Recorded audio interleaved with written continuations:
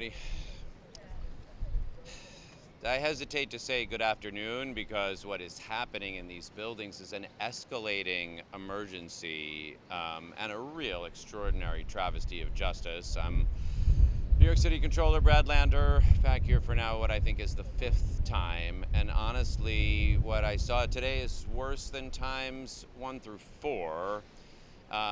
In every case that we witnessed today, which I think is 7 or 8 individuals, the judges had granted them hearings. So those most recent cases, a young woman named Dulce, who's here from Guatemala, who filed an asylum application, and the judge said, okay, you filed an asylum application. I'll grant you a hearing in February of 2027. But nonetheless, in the hallway on her way out of the courtroom, masked ICE agents detained her. They obviously can't have had a warrant that reflects the fact that the judge granted her a hearing in February of 2027, which just happened.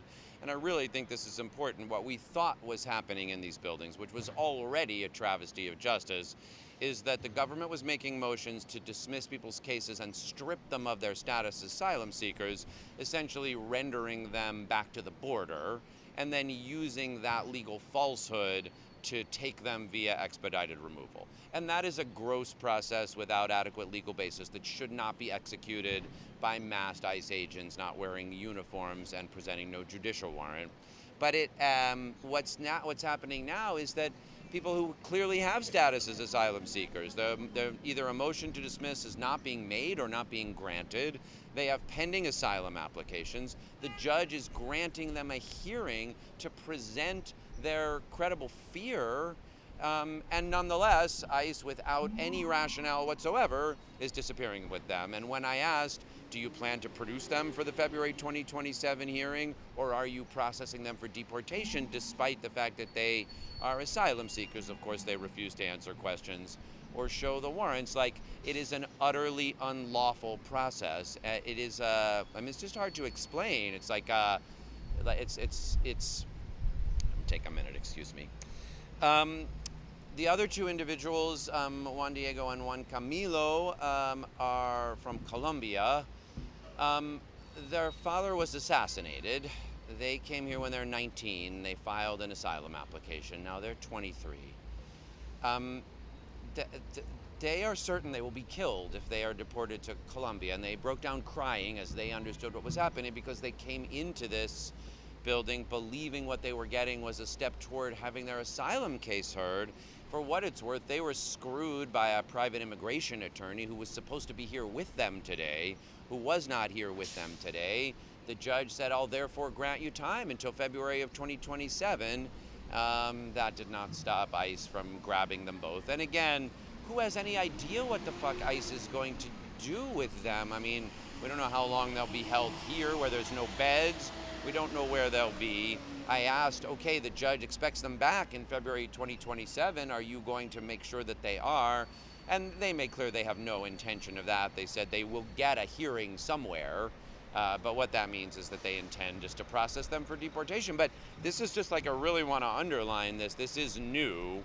Taking asylum seekers with status as asylum seekers whose cases have not been dismissed, who have not been stripped of status, and nonetheless disappearing them and deporting them is a violation of international law.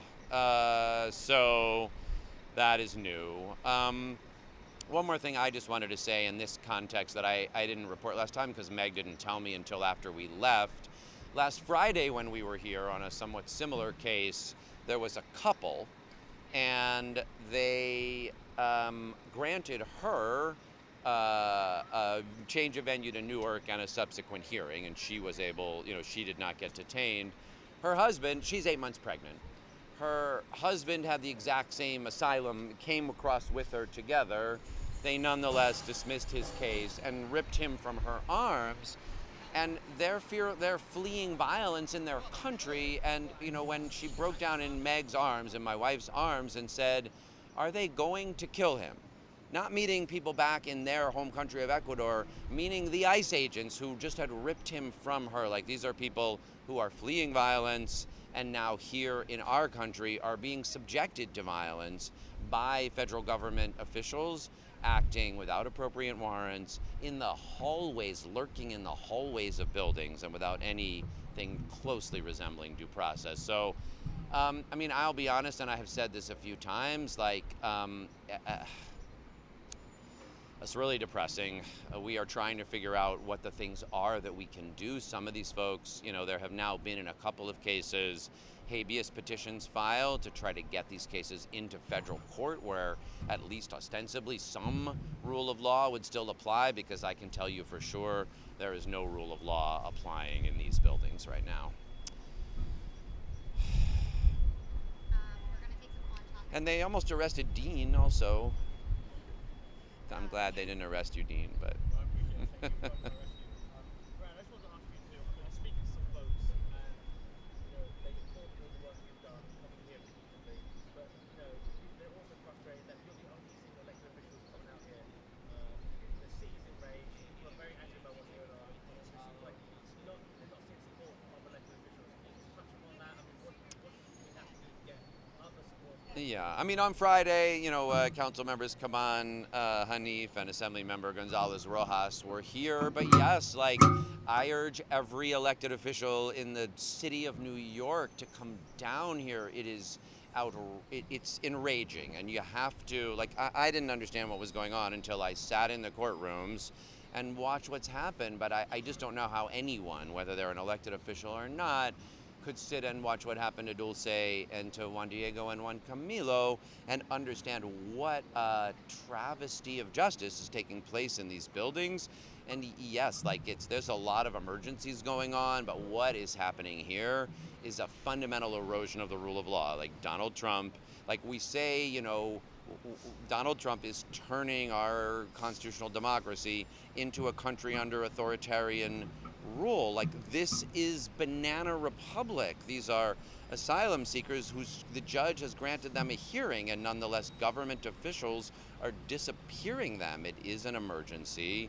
And yes, like, I would like to see every council member, every assembly member, every state senator, every citywide elected official, our members of, like, the members of Congress. I know they came to try to see what's happening on the 10th floor here, where conditions are being violated for people's detention, and I hope they continue to pursue that. But I invite any member of Congress, either of our U.S. senators, I'll meet you here. Come watch the emergency that is happening in these buildings. Like, this is an emergency, and I mean, obviously what is happening in the Trump administration is kind of numbing us to erosions of justice, and it's hard to tell which ones, like, lines should be drawn at. But I thought it was last week, but now they've crossed literally, and I should say also, this is the first time I saw women being detained, and not that the line should be between women and men, but for what it's worth, everybody I had seen detained prior to today was male, and several, they're detaining women. But also this line, I'm not an attorney, so I don't know that, like, when you strip people of status and render them for expedited removal, that you have any legal ground. It still seems to me that should get litigated. But I can't imagine what the legal ground here could be. They were not stripped of status. They have status as asylum seekers. The federal government accepted their asylum applications, and a federal immigration judge granted them a hearing on those asylum applications. So what grounds there could be for their arrest and removal, I have no idea. And I'm pretty sure the ICE agents who removed them have no idea either. Have you heard anything from federal prosecutors about whether they are going to press charges against you? And secondly, have you heard anything about immigrants being taken to MDC? Did you get any confirmation from agents about that? No, we asked where people are being taken, and they did not give us any information on where people are being taken. With these folks, I asked this question about whether their plan is to make sure that they can make the hearing dates that the judge had just granted them, and not that, like, being in federal detention for a year and a half is what anyone, so, but, we did not get any answers there. I have not heard further on whether they plan to press charges from last Tuesday. What I can tell you is, like, after last Tuesday, like standing and watching on Friday and today, I feel like a punk. Why so? I mean, it's what is going on in this building requires more than we are doing.